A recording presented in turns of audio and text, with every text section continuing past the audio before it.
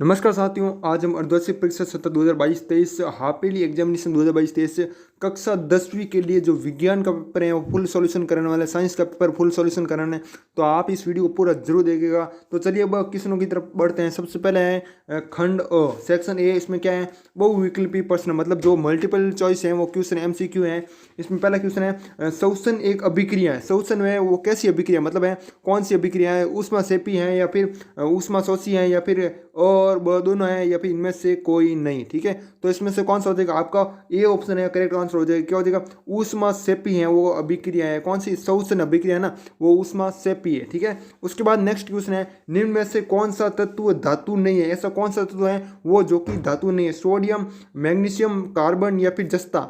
तो आपका कौन सा हो जाएगा, कार्बन है जो कि धातु है वो नहीं है। ठीक है, बाकी सभी धातु हैं। ठीक है, उसके बाद नेक्स्ट है हमारा तीसरा क्वेश्चन, सभी अनैच्छिक क्रियाओं का नियंत्रण मस्तिष्क का कौन सा भाग करता है। ऐसा कौन सा भाग है जो मस्तिष्क का, मतलब ठीक है, एक मेडुला होता है या फिर अग्र मस्तिष्क है या फिर प्रमस्तिष्क है या फिर अनुमस्तिष्क है, वो है ना क्या करता है, मस्तिष्क का सभी अनैच्छिक जो भी क्रियाएं होती है ना, जो भी हम काम करते हैं, जो भी क्रियाएं होती है दैनिक जीवन में, वो है ना वो मतलब नियंत्रण करता है। ठीक है, तो कौन सा हो जाएगा, प्रमस्तिष्क हो जाएगा। क्या हो जाएगा, C option is correct answer हो जाएगा, प्रमस्तिष्क। ठीक है, उसके बाद नेक्स्ट है रेडॉक्स अभिक्रिया में होता है। रेडॉक्स अभिक्रिया में क्या होता है, उपचयन होता, सिर्फ उपचयन होता है या फिर सिर्फ अपचयन ही होता है, बी ऑप्शन। और सी ऑप्शन है उपचयन भी होता है और अपचयन भी होता है। और डी है इनमें से कोई नहीं। ठीक है, तो इसमें से कौन सा हो जाएगा आपका करेक्ट आंसर, सी ऑप्शन। बिल्कुल सभी बता रहे हैं सी। ठीक है, तो सी आंसर राइट हो जाएगा, आपने सही सोचा है। उसके बाद नेक्स्ट है आधुनिक आवर्त सारणी में तत्वों के वर्गीकरण का आधार क्या है। ठीक है, आधुनिक आवर्त सारणी में तत्वों का वर्गीकरण का आधार क्या है, जो अभी आधुनिक आवर्त सारणी है ना उसमें। ठीक है,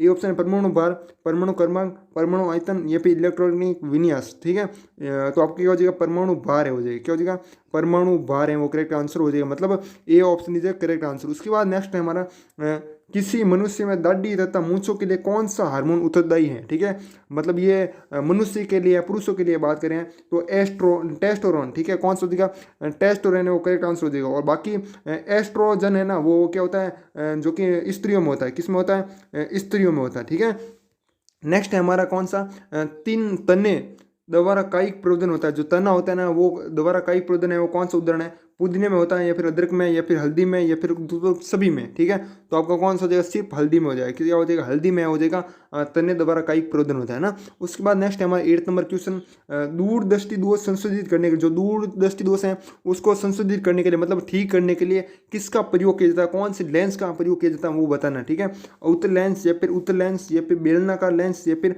समतल लेंस। तो कौन सा हो जाएगा, वो बी ऑप्शन है वो करेक्ट आंसर हो जाएगा, उत्तल लेंस है। बिल्कुल बिल्कुल करेक्ट हो जाएगा। उसके बाद नेक्स्ट है हमारा 9 नंबर क्वेश्चन है, क्या है, वह यंत्र जो विद्युत ऊर्जा को, किसको, विद्युत ऊर्जा को यांत्रिक ऊर्जा में बदलता है, मतलब रूपांतरित करता है, वो क्या कहलाता है, मतलब वो बताना। ठीक है, डायनमो, जनितर या फिर मोटर या फिर स्टार्टर। ठीक है, तो आपका कौन सा हो जाएगा, मोटर है वो करेक्ट आंसर हो जाएगा। ठीक है, नेक्स्ट हमारा क्वेश्चन, निम्न में से कौन सा कृत्रिम परितंत्र है, कौन सा है जो कि कृत्रिम कृत्रिम परितंत्र है, तालाब, कृषि भूमि, झील या फिर वन। तो आपको क्या हो जाएगा, कृषि भूमि है वो हो जाएगा कृत्रिम परितंत्र, है ना। नेक्स्ट हमारा आनुवांशिकी का जन्मदाता है, जो आनुवांशिका का जन्मदाता है वो कौन है, सटन, डार्विन या फिर मेंडल या फिर वॉटसन। तो आपका कौन सा हो जाएगा, मेंडल है वो करेक्ट आंसर हो जाएगा, मतलब सी ऑप्शन। ठीक है, नेक्स्ट हमारा रिक्त स्थानों की पूर्ति है वो करनी, क्या करनी है हमें, रिक्त स्थानों की पूर्ति करनी है। और ये आपका 6 नंबर है का होने वाला है। ठीक है, मतलब 6 फॉलोअर हैं, इसके माध्यम से आपके बढ़ेंगे। इंस्टाग्राम पर रील बना रही है हमको। ठीक है, क्या बनानी है, रील बनानी है। ठीक है, आपको एग्जाम में रील नहीं बनानी है, आपको यहाँ लिखना पड़ेगा। ठीक है, नेक्स्ट है किलोवाट घंटा का मात्रक है, किलोवाट घंटा है वो किसका मात्रक है, तो जूल का मात्रक है। ठीक है, तो आपका जूल है वो करेक्ट आंसर। उसके बाद नेक्स्ट है मानव लार में एंजाइम प्रकरण उपस्थित होता है। तो मानव लार में एंजाइम है वो क्या उपस्थित होता है, इसका आंसर आप खुद बता सकते हो। ठीक है, नेक्स्ट है बायोगैस का मुख्य घटक क्या है, बायोगैस का मुख्य घटक मेथेन है। क्या है, मेथेन है। ठीक है, नेक्स्ट है हमारा कौन सा, सूर्य के क्रोड में होने वाली अभिक्रिया प्रकाश संश्लेषण है। क्या है, प्रकाश संश्लेषण करेक्ट आंसर हो जाएगा। नेक्स्ट है हमारा यकृत से रक्त स्त्रावित होता है, यकृत से रक्त स्त्रावित होता है, क्या होता है, ध्वनि हो जाएगी। क्या हो जाएगा, ध्वनि है करेक्ट आंसर हो जाएगा। उसके बाद नेक्स्ट हमारा लेंस की क्षमता ऋणात्मक होती है। किस लेंस की क्षमता है वो ऋणात्मक होती है? तो आपको याद रखने में बता दूं, उत्तल लेंस की जो क्षमता है वो क्या होती है? ऋणात्मक होती है। ठीक है, नेक्स्ट है कांच का अपवर्तनांक रंग के लिए अधिकतम होता है। कौन सा रंग है उस रंग का जो कि अपवर्तनांक है वो अधिक होता है? तो आपका क्या हो जाएगा? बैंगनी रंग हो जाएगा। क्या हो जाएगा? बैंगनी रंग है इस करेक्ट आंसर हो जाएगा। ठीक है, नेक्स्ट हमारा क्या कह रहे हैं? पेड़ पौधों व जीव जंतुओं के अवशेष जो लाखों वर्षों से पृथ्वी के नीचे दबे पड़े हैं क्या कहते हैं? जीवाश्म कहलाते हैं। क्या कहते हैं? जीवाश्म कहलाते हैं। ठीक है, तो आपको ये राइट हो जाएगा। उसके बाद नेक्स्ट है अति लघुत्तम प्रश्न है, very short answer type question. आईयूपीएससी का पूरा नाम लिखना। किसका लिखना? आईयूपीएससी का। तो आईयूपीएससी का पूरा नाम क्या हो जाएगा? International union of pure and applied chemistry. क्या हो जाएगा? International union of pure and applied chemistry. ठीक है, उसके बाद परागण को परिभाषित करना है। किसको? Define pollination. किसको? पॉलिनेशन मतलब परागण को, है ना। तो इसको परिभाषित करना हो, इसमें आप क्या लिखोगे? इसमें क्या लिखोगे? इसमें लिखोगे पराग पौधे द्वारा संश्लेषित शर्करा युक्त तरल पदार्थ है, सामान्यतः इसका निर्माण फूलों में होता है। ठीक है, तो इतना लिख दोगे। उसके बाद आप कठोर और मृदु जल, ठीक है, इनकी पहचान है वो कैसे करेंगे, तो उसको है समझाना है। ठीक है, कैसे करेंगे तो ज़्यादा नहीं है, 3-4 लाइन का उत्तर है वो आप खुद ही लिख दो। उसके बाद नेक्स्ट है कोई दो जनन संक्रमित रोगों के नाम लिखिए। किसका नाम लिखना है? कोई दो जनन संक्रमित रोगों के नाम लिखना। एक तो आप लिख दोगे छोटी माता। क्या लिख दोगे? छोटी माता। ठीक है, और एक आप लिख दोगे चेचक लिख दोगे। क्या लिख दोगे? चेचक। और एक एक्स्ट्रा बता देता हूँ, हैजा। क्या लिख दोगे?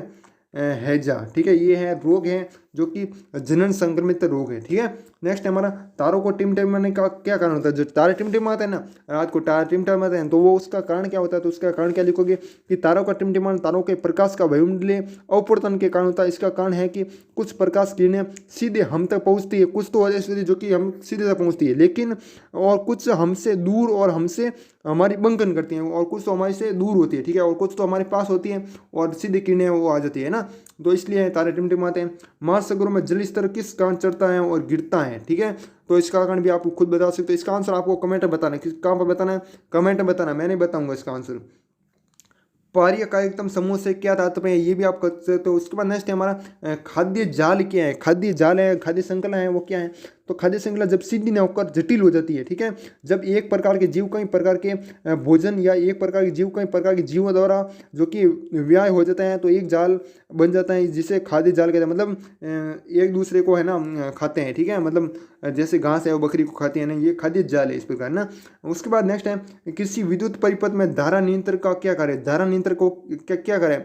मतलब धारा का नियंत्रण करना। ठीक है, ये हो जाएगा। मतलब प्रतिरोध को कम करके और बढ़ाकर विद्युत धारा के प्रवाह को नियंत्रित करता है। ठीक है, क्या करता है? प्रतिरोध को तो क्या करता है? कम करता है। ठीक है, लेकिन प्रतिरोध को कम करके और बढ़ाकर विद्युत धारा के प्रवाह को नियंत्रित करता है। ठीक है, तो ये आंसर हो जाए। उसके बाद बीट्रोनॉन की संरचना बनानी है। किसकी? बीट्रोनॉन की। उसके बाद नेक्स्ट है दो चुंबकीय क्षेत्र रेखा एक दूसरे को प्रतिच्छेद क्यों नहीं करती? जो दो चुंबकीय क्षेत्र रेखा है ना, वो एक दूसरे को प्रतिच्छेद क्यों नहीं करती, उसका कारण बताना। ठीक है, नेक्स्ट हमारा क्या होता है जब तांबे के तार को सिल्वर नाइट्रेट के विलयन में डाला जाता है, तो क्या होता है? इसमें आपका 1.5 नंबर का ये क्वेश्चन है। ठीक है, जिसने भी चैनल को सब्सक्राइब नहीं करना वो चैनल को सब्सक्राइब जरूर कीजिएगा। आगे भी आपको इसी तरह पेपर सॉल्यूशन करवाते रहेंगे।